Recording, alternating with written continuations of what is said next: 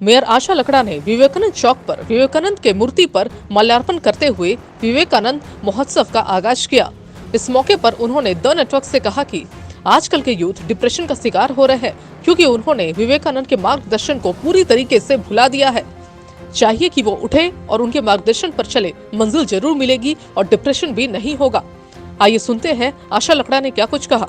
साथ ही महर्षि सच्चिदानंद ने the network से कहा कि आजकल के यूथ विवेकानंद के मार्गदर्शन को भूल चुके हैं। उसी का नतीजा है कि आज आत्महत्या जैसे संगीन कदम भी उठाने से वह पीछे नहीं हटते। आइए सुनते हैं महर्षि सच्चिदानंद ने क्या कुछ कहा। आज स्वामी विवेकानंद जयंती है और विवेकानंद जयंती के शुभ अवसर पर हम सब लोग अभी डोरंडा स्थित मैकोन गेट के सामने आए हैं, माल्यार्पण किए हैं। मैं इतना कहना चाहती हूँ, हम संदेश देना चाहते हैं। विवेकानंद का क्या संदेश?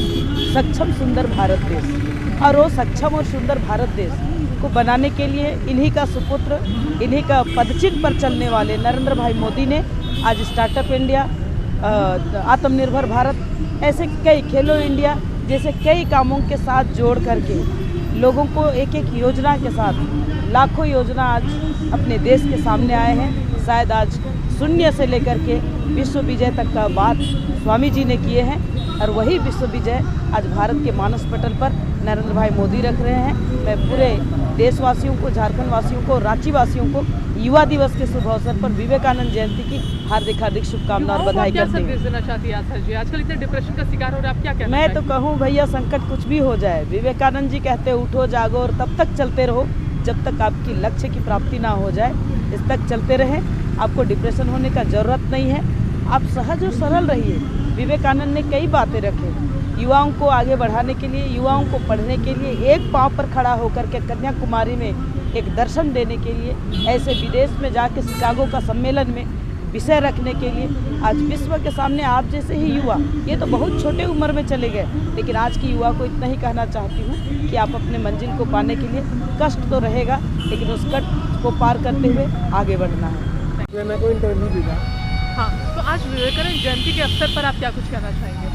विवेकानंद जयंती पर विवेकानंद मतलब ही है प्रखर मानसिक शक्ति संपन्न व्यक्तित्व, उज्जवल चिंता संपन्न व्यक्तित्व, जो व्यक्तित्व सबको प्रेरणा देते हैं मनुष्य होने के लिए। स्वामी जी जब अमेरिका से लौट के इंडिया में आए, उसी टाइम एक दल युवक स्वामी जी को पूछा था, स्वामी जी हम देश को आज़ादी बना दीजिए। स्वामी जी बोले हाँ अभी हम कर सकते हैं, कर देता हूँ, लेकिन तुम्हें रक्षा करोगे, आज़ादी को रक्षा कर पाओगे? तुम्हारे देश में मनुष्य कहाँ है? पहले मनुष्य बनाओ। आज देश में इतनी समस्या क्यों है? इसलिए कि हमारे मनुष्य पास उचित मनुष्य नहीं है। उचित मनुष्य के अभाव से हम कुछ नहीं कर सकते। इसलिए स्वामी जी का सोच है पहले मनुष्य बनो। मनुष्य कैसा? पार्लियामेंट से नहीं बनते हैं, मनुष्य बनते हैं चरित्र निर्माण से। इसलिए स्वामी विवेकानंद का संकल्प ही है मनुष्य निर्माण, चरित्र निर्माण। चरित्र निर्माण बिना मनुष्य निर्माण नहीं हो सकता। बाहर का आकृति से मनुष्य नहीं है, अंदर का गुणावली से मनुष्य होते हैं। आजकल के जो युवा है डिप्रेशन का शिकार हो रहे हैं, सुसाइड कर रहे हैं। आपको लगता है स्वामी विवेकानंद जी के सिद्धांतों को धीरे धीरे ना सोसाइटी भूलते जा रही, युवा जो है वो भूल रहे हैं? हम लोग का साथ पास जाके उसको उन्नत करने के लिए नहीं सोच विचार, क्योंकि हम लोग के हाथ में तो एजुकेशन जो है, राष्ट्र एजुकेशन को लेके जब उन्नति करने के लिए प्रयास करेगा। हम लोग का रामकृष्ण मिशन प्रतिष्ठान में हम लोग कॉलेज शिक्षा प्रदान करते हैं।